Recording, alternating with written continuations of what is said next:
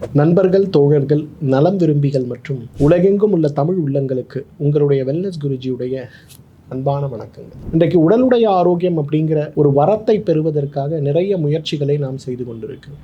சிலர் மருந்துகளை கொண்டோம், சிலர் உணவு முறைகளை கொண்டோம், சிலர் யோக பயிற்சிகள், தியான பயிற்சிகளை கொண்டோம், சிலர் உடல் கழிவு நீக்கத்தை கொண்டோம், சிலர் இவை அனைத்தையும் ஒன்றாக சேர்த்து ஒரு ஆரோக்கிய பாதையில் அவர்களுடைய வாழ்க்கையை நடத்தி கொண்டு இருந்தாலும் கூட நோயை பற்றியும் நோய் ஏற்படுகின்ற காரணத்தை பற்றியும் ஒரு முறையான புரிதலற்று இருக்கிறதுனால சில நேரங்களில் நான் செய்யக்கூடிய வாழ்வியல் முறையில் எல்லாமே நல்லா தானே இருக்கு, இருந்தாலும் ஏன் என்னால் ஆரோக்கியமாக வாழ முடியலை அப்படிங்கிற ஒரு கேள்வி நம் மனதில் வருவதை பார்க்கிறோம். இன்றைக்கு நம் கண்களால் பார்க்கக்கூடிய சில விஷயங்களை மட்டும்தான் ஆரோக்கியத்திற்கான அடிப்படை கோட்பாடுகளாக நினைக்கிறோம். கண் எப்படி இருக்கு, மூக்கு எப்படி இருக்கு, வாய் எப்படி இருக்கு, மலம் எப்படி போகுது, சிறுநீர் எப்படி கழியுது, இதெல்லாம் அடிப்படையாக ஒரு ஆரம்ப நிலையாக உடல்ல நோய்கள் ஏற்படும் போது நம்மால் அதை புரிந்து கொள்ள முடிகிறது. அதை மீறி ஏற்படுகின்ற நோய்கள் இன்றைக்கு உடலுடைய சக்தி ஓட்டத்துடைய தடைகளால் ஏற்படுகின்ற வாதத்துடைய சீற்றத்தால், பித்தத்துடைய சீற்றத்தால், கபத்துடைய சீற்றத்தால், செரிமான மண்டலத்துடைய சீற்றம் அல்லது பலவீனத்தால், இரத்த மண்டல சீற்றம் மற்றும் பலவீனத்தால், அதே போல மாமிசம், தசை, கொழுப்பு, எலும்பு மஜ்ஜை, இந்த மாதிரி ஒவ்வொரு தாதுக்கள்ல இருக்கக்கூடிய பலவீனங்கள் மற்றும் சீற்றத்தால் நோய்கள் ஏற்படும் போது மருத்துவ பரிசோதனைகளோ ஸ்கேன் பரிசோதனைகளோ செய்து பார்க்கும் போது அந்த மாதிரி ஒரு அறிகுறிகளே இல்லையே, நீங்கள் நன்றாக இருக்கிறீர்களே அப்படின்னு நமக்கு சொல்லப்படுவதை பார்க்கிறோம். ஆனா வலியும் வேதனையும் சிரமங்களும் நம் உடம்பில் நாம் உணரக்கூடிய விஷயங்களாக இருக்கும் போது சத்து குறைபாடாக இருக்கும் அல்லது மனம் சார்ந்த குறைபாடாக கூட இருக்க வாய்ப்பு இருக்குன்னு சொல்லப்பட்டு நாம் அலைகழிக்கப்படும் போது நமக்கு மிகுந்த மன உளைச்சல் உருவாகிறத பார்க்கும். இன்றைக்கு குழந்தையின்மை நோய், கணவனுக்குரிய பரிசோதனைகள் அனைத்தும் 100% நன்றாக இருக்கிறது, மனைவிக்குள்ள பரிசோதனைகள் அனைத்தும் 100% நன்றாக இருக்கிறது. இந்த ரெண்டு விஷயங்களும் நன்றாக இருக்கிறது அப்படின்னு வரும்போது ஏன் குழந்தையின்மை ஏற்படுகிறது அப்படிங்கிற ஒரு கேள்விக்கு இன்றைக்கு பதிலே இல்லை.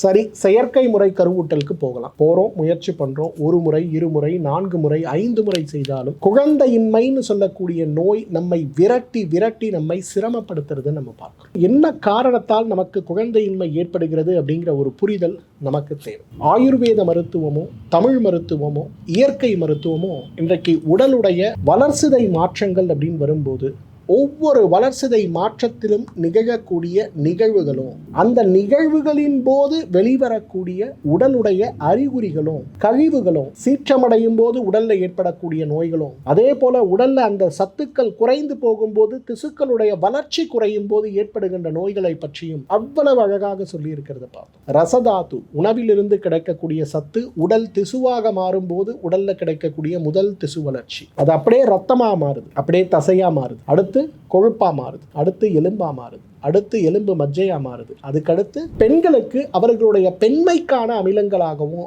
ஆண்களுக்கு அவர்களுடைய ஆண்மைக்கான அமிலங்களாகவும் மாறுவதை பார்க்கிறோம். ஸோ இதுல ஆண்களுக்கான மாற்றங்கள் ஏற்படும் போது என்னென்ன மாற்றங்கள் ஏற்படுங்கிறத நம்ம ஏற்கனவே பார்த்தோம். அதே போல பெண்மைத்தன்மைன்னு சொல்லக்கூடிய அவர்களுடைய இனப்பெருக்க மண்டலம் சார்ந்த உறுப்புகளுக்கு பலமளிக்கக்கூடிய ஒரு விஷயமாக இந்த பரிமாற்றம் நடைபெறும் போது நமக்கு ஆரோக்கியமான சந்ததிகள், இயற்கையாகவே குழந்தை நிற்பது, 1க்கு 4 குழந்தை பெற்றுக்கொண்டாலும் ஆரோக்கியமாக இருப்பது அப்படின்றது முறையாக இருந்தது. ஆனால் என்றைக்கு உணவில் கொண்டு வரக்கூடிய மாற்றங்களும் செரிமான மண்டலத்தை சீராக்க வைக்க முடியாமல் போகக்கூடிய அளவுக்கு நம்முடைய வாழ்வியல் முறைகளும் மாறிய பிறகு இன்றைக்கு குழந்தையின்மை சமூகத்தில் பெருகி வந்து கொண்டிருப்பதை நம்ம பார்க்கிறோம். இன்றைக்கு ஒரு பெண்ணுக்கு மாதவிலக்கு ஏற்படவில்லை அப்படின்னு வரும்போது மாதவிலக்கை உருவாக்கக்கூடிய மருந்துகள் கொடுக்கப்படுகிறதை தவிர அவர்களுடைய செரிமான மண்டலத்துடைய ஆரம்பத்தில் இருந்து இறுதி வரை உருவாகக்கூடிய திசுக்களுடைய அந்த மாற்றத்தை சீராக்குவதற்கான மருந்துகளோ சிகிச்சையோ கொடுக்கப்படுவது கிடையாது. அதனாலதான் இன்றைக்கு கருமுட்டைப்பை நீர்க்கட்டிகளால் அவதிப்படுகின்ற குழந்தைகளுக்கு உடல் எடை பெருத்து போவதும் தேவையற்ற இடங்கள்ல கொழுப்பு சத்துக்கள் சேர்ந்து போவதும் மிகப்பெரிய சிரமத்தை உருவாக்கி விடுவதை பார்க்கிறோம். இது சார்ந்த சிரமங்களை மாற்றுவதற்கும் உடலை ஆரோக்கியப்படுத்துவதற்கும் முதல்ல நம்முடைய உடல்ல என்ன நடக்குது அப்படிங்கிற ஒரு புரிதல் நமக்கு தேவை. ஆர்த்தவம் அப்படிங்கிற வார்த்தைக்கான அர்த்தம் பெண்மை தன்மைக்கான இயற்கையாக உடல் சுரக்கின்ற அமிலங்களுடைய தன்மை தான் ஆர்த்தவம் அப்படிங்கிற பெயர்ல அழைக்கப்படுறதை பார்க்கிறோம். ஆர்த்தவம்ங்கிற வார்த்தைக்கு ஆங்கிலத்தில் நீங்க கூகுள் போட்டீங்கன்னா மென்ஸ்ட்ரேஷன், அதாவது மாதவிலக்கு ஏற்படுதல் அப்படின்ற நிகழ்வா இருக்கும். ஆனா அதற்கான உண்மையான அர்த்தம் பெண்மை தன்மைக்கான உடல் சுரக்கின்ற அமிலங்களுடைய கூட்டுக்கு தான் இன்றைக்கு ஆர்த்தவம் அப்படிங்கிறது பேர். இப்போ இந்த ஆர்த்தவம் உடல்ல அதிகமாக உற்பத்தி ஆனால் என்ன ஆகும்? மாதத்திற்கு 2 முறை மாதவிலக்கு ஏற்படுதல், மாதவிலக்கின் போது அதிக உற்பத்தியாகி அதிகமான கழிவாக வெளியேறுதல், கருப்பை வீக்க நோய், கருமுட்டை பையில் ஏற்படுகின்ற கட்டிகள், கருப்பையில் ஏற்படுகின்ற கட்டிகள், இவை அனைத்துமே இது சார்ந்த சிரமமாக இருக்கிறது நம்ம பார்க்கணும். ஒருவேளை இந்த ஆர்த்தவம்னு சொல்லக்கூடிய இந்த அமிலங்களுடைய உற்பத்தி குறைந்து போகிறதுன்னு வச்சுங்களா, அப்ப என்ன ஆகும்? குழந்தையின்மை ஏற்படுவதும், கருச்சிதைவு ஏற்படுவதும், கருமுட்டையுடைய முதிர்ச்சி விகிதம் குறைந்து போறதும், மாதவிலக்கு சீராக ஏற்படாமல் இருப்பதும், மாதவிலக்கு நேரங்களில் கடுமையான வலி வேதனையோடு அதிக வாந்தி மயக்கத்தோடு மாதவிலக்கு ஏற்படுவதும், இது எல்லாத்தையும் விட முக்கியமாக ஏர்லி மெனோபாஸ்ன்னு சொல்லக்கூடிய ப்ரீமெச்சூர் ஒவேரியன் ஃபெயிலியர் ஏற்படுவதையும் பார்க்கிறோம். அதிகமான உற்பத்தியின் காரணமாக ஏற்படுகின்ற 6 விஷயங்களும் 6 விதமான நோய்களாக பார்க்கப்பட்டாலும் இந்த நோய்களுடைய ஆதாரம் அடிப்படை அப்படிங்கிறது உடலில் இயற்கையாகவே பெண்களுக்கு உடலுடைய வளர்சிதை மாற்றத்தால் சுரக்க வேண்டிய அமிலங்களுடைய தேவையான அளவு இல்லாமல் சீற்றமடைவதோ குறைந்து போவதோ இதற்கு மிகப்பெரிய காரணமாக இருக்கிறது பார்க்க. அப்ப ரத்த துஷ்டின்னு சொல்லக்கூடிய ரத்தத்தில் ஏற்படுகின்ற மாறுபாடுகள் ஆரம்பித்து இன்னைக்கு ஒவ்வொரு திசுக்களாக பாதிப்பு அடையும் போது நமக்கு இந்த சிரமம் ஏற்பட்டு விடுவதை பார்க்க. அப்ப இது சார்ந்த சிரமத்தை மாற்றுவதற்கு நம்ம என்ன செய்யணும் அப்படின்னா, முதல்ல நம்ம உடம்பில் இருப்பது உடலுடைய சீற்றமாக இருக்கிறதா குறைவாக இருக்கிறதா அப்படிங்கிற ஒரு புரிதலுடைய அடிப்படையோடு நான் சொல்லக்கூடிய 10 உணவுகளை நீங்க தினசரி அல்லது இதை ஒரு கூட்டு மருந்தாக தினசரி உணவாக சாப்பிடுகின்ற ஒரே ஒரு மாற்றத்தை ஒரு 3 மாத காலம் செய்து பாருங்களேன். அதிகப்பட்டு போகின்ற மாதவிலக்கும் சரி, குறைவாக ஏற்படுகின்ற மாதவிலக்கும் சரி, மாதம் 2 முறை ஏற்படுகின்ற மாதவிலக்கும் சரி, அல்லது மாதவிலக்கு ஏற்படாமல் இருக்கின்ற சிரமமாக இருந்தாலும் சரி, எதுவாக இருந்தாலுமே பெண்மைத்தன்மைக்கான அமில உற்பத்தி சீராகும் போது நம்முடைய உடல் ஆரோக்கியம் அடைந்து விடுவதை பார்க்க முடியும். இன்றைக்கு பெண்மைத்தன்மைன்னு சொல்லக்கூடிய ஃபீமேல் ரீப்ரொடக்டிவ் சிஸ்டம் சொல்லக்கூடிய பெண்களுடைய இனப்பெருக்க மண்டல உறுப்புகளை, இனப்பெருக்க மண்டல உறுப்புகளுக்கு தேவையான சத்துக்களை அளிக்கக்கூடிய அமில உற்பத்திக்கு நாம் சாப்பிட வேண்டிய 10 உணவுகள்ல முதலாவதாக இருப்பது எதுன்னு பார்த்தீங்கன்னா தண்ணீர் விட்டான் கிழங்கு. தண்ணீர் விட்டான் கிழங்குடைய பயன்பாடுகள் நம்ம பார்த்தோம்னா இன்றைக்கு 7 தாதுக்களையுமே செரிமான மண்டலம் முதல் இரத்த மண்டலம் முதல் கொழுப்பு மண்டலத்திலிருந்து தசை மண்டலம் வரை, எலும்பு மண்டலத்திலிருந்து எலும்பு மஜ்ஜை வரை, ஆண்களானாலும் அவர்களுடைய இனப்பெருக்க மண்டலத்திற்கு தேவையான அமிலச்சுரப்பில் ஆரம்பித்து பெண்களாகும் போது அவர்களுடைய இனப்பெருக்க மண்டலத்துக்கு தேவையான சத்துக்களை கொடுக்கின்ற வரை மிகப்பெரிய அளவில் உதவி செய்கின்ற அருமருந்தாக தண்ணீர் விட்டான் கிழங்கு இருக்கிறத நம்ம பார்க்கணும். இன்னைக்கு நம்ம வீட்டில் இருக்கக்கூடிய 10 வயதில் இருக்கக்கூடிய பெண் குழந்தை முதல் கொண்டு 100 வயது இருக்க வர பாட்டி வரை சாப்பிட வேண்டிய உடலுடைய திசுக்களுடைய வளர்ச்சிக்கும் ஆரோக்கியத்துக்கும் எலும்புகளுடைய திடத்தன்மைக்கும் மூட்டுகளுடைய பலத்திற்கும் தசைகளுடைய பலத்திற்கும் தேவையற்ற உடல் எடை குறைவதோ அதிகமாவதோ ஆகாமல் இருப்பதற்கும் இன்றைக்கு ஏற்படுகின்ற இரத்த சோகை சார்ந்த சிரமங்கள் வரை எந்த மாற்றமும் இன்றி உடல் ஆரோக்கியமாக இருப்பதற்கு இன்றைக்கு தண்ணீர் விட்டான் கிழங்கு ஒரு மிகச்சிறந்த அருமருந்துன்னு சொல்லலாம். இந்த தண்ணீர் விட்டான் கிழங்கு பால் கஷாயத்தை காலை ஒரு வேளை மாலை ஒரு வேளை நாம் தொடர்ந்து ஒரு உணவாக எடுக்கும் போது உடல் சீராவதை நாம் பார்க்க முடியும். இரண்டாவது அசோக மரம். இந்த அசோக மரத்துடைய பயன்பாட்டுகளை பற்றி நம்ம பேசணும்னா பெண்மையுடைய ஆரோக்கியத்திற்கு இயற்கை கொடுத்திருக்கின்ற மிகச்சிறந்த அருமருந்தாக நாம் அசோக மரத்தை சொல்லலாம். சராகா அசோகான்னு சொல்லக்கூடிய இந்த அசோக மரத்தை விட சிறப்பாக இன்றைக்கு கருப்பையில் ஏற்படுகின்ற கட்டிகளையும் கருமுட்டை பையில் ஏற்படுகின்ற கட்டிகளையும் மாதவிலக்கில் ஏற்படுகின்ற கோளாறுகளும் அந்த கோளாறுகளுக்கு காரணமான ஆர்த்தவத்தில் ஏற்படுகின்ற துஷ்டிகளையும் மாற்றக்கூடிய ஒரு இயற்கை உணவு இருக்குமாங்கிறது சந்தேகம் தான். அசோக மரப்பட்டை பால் கஷாயம் அப்படிங்கிறது ஸ்ரீலங்காவில் ரொம்ப பிரசித்தி பெற்ற ஒரு மூலிகை வீட்டு மருத்துவம்னு சொல்லலாம். அசோக மரப்பட்டை பால் கஷாயம் ஒரு 50 மில்லி பால் 100 மில்லி தண்ணீர் அதுல ஒரு தேக்கரண்டி அசோக மரப்பட்டையை போட்டு கொதிக்க வச்சு நன்றாக வடிகட்டி எடுக்கக்கூடிய அந்த பால் கஷாயத்தை காலை ஒரு வேளை மாலை ஒரு வேளை உணவுக்கு முன்பு நம்ம சாப்பிடும் போது மிகப்பெரிய அளவில் உடலுடைய ஆரோக்கியம் மேம்படுவது மட்டுமல்ல, இன்றைக்கு பெண்மை தன்மைக்கான அமில உற்பத்திகள் சீராகிறத நம்ம பார்க்க முடியும். பரம்பரையாக நம்ம குடும்பத்தில் அம்மாவுக்கோ அல்லது பாட்டிக்கோ சித்திக்கோ பெரியம்மாவுக்கோ நேரடியான இரத்த தொடர்புகள் யாருக்காவது கருப்பை கட்டிகளோ கருமுட்டை பை கட்டிகளோ குழந்தையின்மையோ இனப்பெருக்க மண்டல நோய்களோ பிறப்புறுப்பில் ஏற்படுகின்ற சிரமங்களோ ஏதேனும் இருக்குமேயானால் அசோக மரப்பட்டை பால் கஷாயத்தை நம்ம வீட்டில் இருக்கக்கூடிய மற்ற பெண் குழந்தைகளுக்கு இன்றே உணவாக பால் கஷாயமாக கொடுக்கக்கூடிய ஒரு சின்ன மாற்றத்தை மட்டும் செஞ்சு பாருங்களேன். உடல்ல மிகப்பெரிய மாற்றம் ஏற்படுவதை பார்க்கலாம். குறிப்பாக வெள்ளைப்படுதல் சார்ந்த சிரமங்கள் ஏற்படும் போது அசோக மரப்பட்டை பால் கஷாயத்தை சாப்பிடும்போது நம்முடைய ஆரோக்கியம் மிகப்பெரியதாக மாற்றமடைந்து விடுவதை பார்க்கலாம். வெள்ளிலோத்தி மரம்னு சொல்லுவோம், இன்னைக்கு சமஸ்கிருதத்தில் லோத்ர அப்படிங்கிற பேரில் அழைக்கப்படுறதை பார்ப்போம். லோத்ராசவம் அப்படின்னு சொல்லக்கூடிய ஒரு சிறப்பே இருக்கிறத பார்க்கலாம். இந்த வெள்ளிலோத்தி மரப்பட்டையை போல கருப்பை சுவர்களில் இருக்கக்கூடிய அந்த அடர்த்தியையும் குழந்தை உருவாகாமல் போவதற்கு கருப்பை சுவர்களில் இருக்க வேண்டிய அடர்த்தி குறைபாடையும் சரி செய்யக்கூடிய, அதிகமான உதிரப்போக்கு ஏற்படும் போது கட்டி கட்டியாக ரத்தம் போகின்ற சிரமங்கள் ஏற்படும் போது கூட இந்த வெள்ளிலோத்தி பட்டையுடைய பால் கஷாயம் அந்த சிரமத்தை நீக்கக்கூடிய ஒரு மிகச்சிறந்த மருந்தாக இருக்கிறத பார்க்கலாம். பெண்களுக்கு ஏற்படுகின்ற நோய்களில் தமிழ் மருத்துவத்தில் முதலாவது மருந்து எதுன்னு பார்த்தீங்கன்னா சோற்றுக்கற்றாழை தான். அதோடைய பெயரே குமாரி அப்படிங்கிறது தான் பெயர். குழந்தை பிறப்புக்கு முன்பு இளம் வயதில் பெண் குழந்தைகளுக்கு ஏற்படக்கூடிய மாதவிலக்கு கோளாறுகளையும், அது மட்டுமல்ல அந்த குழந்தைகளுக்கு ஏற்படுகின்ற நேரடியான மறைமுகமான சிரமங்களையும் மாற்ற நமக்கு உதவி செய்கின்ற மிகப்பெரிய அருமருந்து எதுன்னு பார்த்தீங்கன்னா சோற்றுக்கற்றாழை தான் சொல்லுவோம். சோற்றுக்கற்றாழையிலிருந்து எடுக்கக்கூடிய சாறு நேரடியாகவோ மறைமுகமாகவோ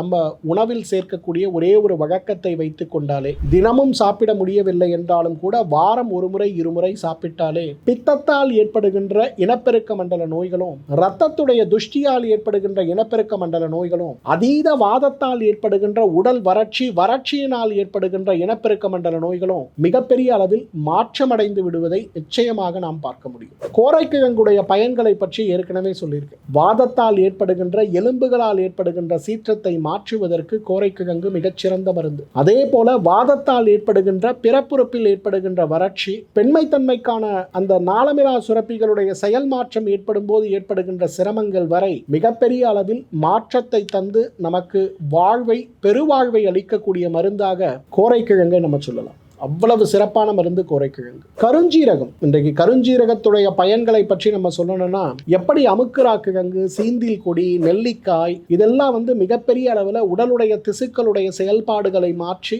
உடலுடைய அடிப்படை திசுன்னு சொல்லக்கூடிய ஒரு சிறு அணுவில் இருக்கக்கூடிய கழிவுகளை கூட வெளியேற்றி அந்த அணுக்களுடைய செயல்பாடுகளை சீராக்கி நம்முடைய ஆரோக்கியத்தை மேம்படுத்தக்கூடிய மிக அழகான அருமருந்துகளில் ஒன்றாக இருக்கிறதோ, அதே போல கருஞ்சீரகம் பெண்மை தன்மைக்கு இறைவன் கொடுத்திருக்க ஒரு வரம்னே சொல்லலாம். இன்றைக்கு யாருக்கெல்லாம் 4 குழந்தை வேணும், 5 குழந்தை வேணும், ஆரோக்கியமா சுகப்பிரசவமாகணும் அப்படி நினைக்கக்கூடிய பெண்கள் இன்றைக்கு வீட்டில் யார் இருந்தாலும் கருஞ்சீரகத்தை உணவில் சேர்க்கக்கூடிய ஒரே ஒரு மாற்றத்தை மட்டும் செஞ்சு பாருங்களேன். உங்களுக்கு மாதவிலக்கு கோளாறுகளிலிருந்து உடல் எடை அதிகரிப்பது வரை, இன்றைக்கு நாளமிலா சுரப்பிகளுடைய செயல் மாற்றங்களில் இருந்து இன்றைக்கு மூட்டுகளில் ஏற்படுகின்ற தேய்மானத்தால் ஏற்படுகின்ற வலிகள் வரை அனைத்துமே மிகப்பெரிய அளவில் மாறி போய் விடுவதை பார்க்க முடியும். அந்த அளவுக்கு உடல்ல நல்ல பலத்தை உருவாக்கி, உடல் சார்ந்த காரணிகளை சீராக்கி, உடல் கழிவுகளை வெளியேற்றி, வளர்சிதை மாற்றத்தில் உடல் சுரக்க வேண்டிய அமிலங்கள், குறிப்பாக பெண்களுக்கு அவர்களுடைய இனப்பெருக்க மண்டலம் சார்ந்த அமிலங்களை சுரக்க வைத்து உடலை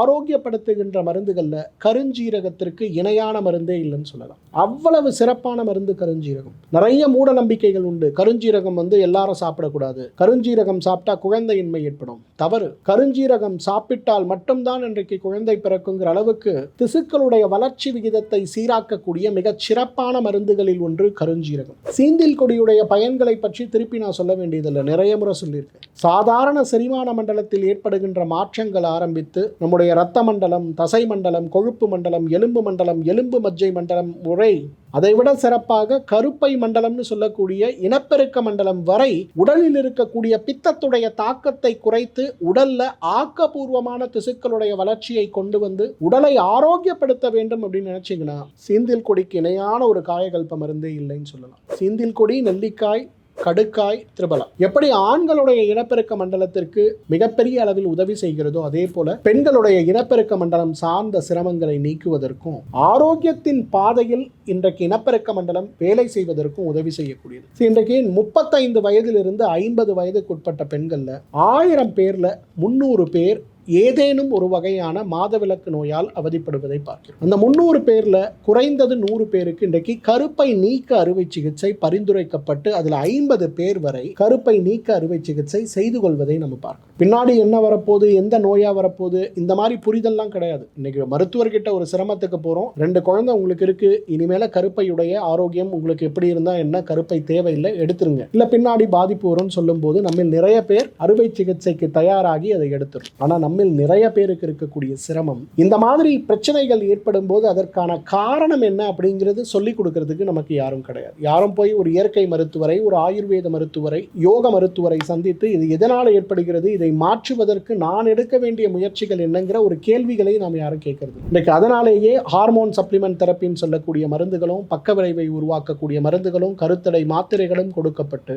ஒரு சிறு பிரச்சனை உடல் சார்ந்த மிகப்பெரிய நோயாகவே மாறிவிடுவதை பார்க்கிறோம். இன்றைக்கு இயற்கை மருத்துவத்திற்கும் நவீன மருத்துவத்துக்கும் இருக்கக்கூடிய மிகப்பெரிய கொள்கை வேறுபாடு என்னன்னா, இயற்கை மருத்துவத்தை பொறுத்தவரையிலும் வாதபித்த கபத்தை சீரமைப்பதற்கான முயற்சிகளும், வளர்சிதை மாற்ற திசுக்களுடைய வளர்ச்சிகளில் இருக்கக்கூடிய மாற்றத்தை சீரமைப்பதற்கான முயற்சிகளும், உடலுடைய சக்தி ஓட்டமாக இருக்கக்கூடிய வர்மங்களை பலப்படுத்துவதற்கான முயற்சிகளும், அவயங்களை பலப்படுத்துவதற்கான முயற்சிகளும், சக்கரங்களில் இருக்கக்கூடிய சக்தி ஓட்டத்தை சீரமைத்து உடல் தன்னைத்தானே குணப்படுத்திக் கொள்வதற்கான வாய்ப்புகளை உருவாக்கக்கூடிய முயற்சிகளும் தான் நம்மளை காப்பாற்றும் அப்படின்னு சொல்றது. ஏன்னா நவீன மருத்துவத்துக்கு இதில் எந்த கான்செப்டுமே கிடையாது. ஆர்கனை பார்க்குறோம், வீங்கி இருக்கு, இல்லை ஹார்மோன் ப்ரொஃபைல் பண்ணுறோம், மாற்றம் இருக்கு, ஒன்று மாத்திரைகள் இல்லது அறுவை சிகிச்சை, இவ்வளவுதான். ஸோ இன்றைக்கு கருப்பையை ஆரோக்கியமாக வைத்துக் கொள்ள வேண்டும், கருப்பையும் சார்ந்த சிரமங்கள் நமக்கு இருக்கக்கூடாதுன்னு நினைக்கக்கூடியவர்கள் நம்ம யாராக இருந்தாலும் முதல்ல செய்ய வேண்டிய முயற்சி, உடலுடைய வளர்சிதை மாற்றத்தை புரிஞ்சு, நமக்கு ரத்த மண்டலத்தில் துஷ்டி அனீமியானால நமக்கு இந்த பிரச்சனை ஏற்படுதா,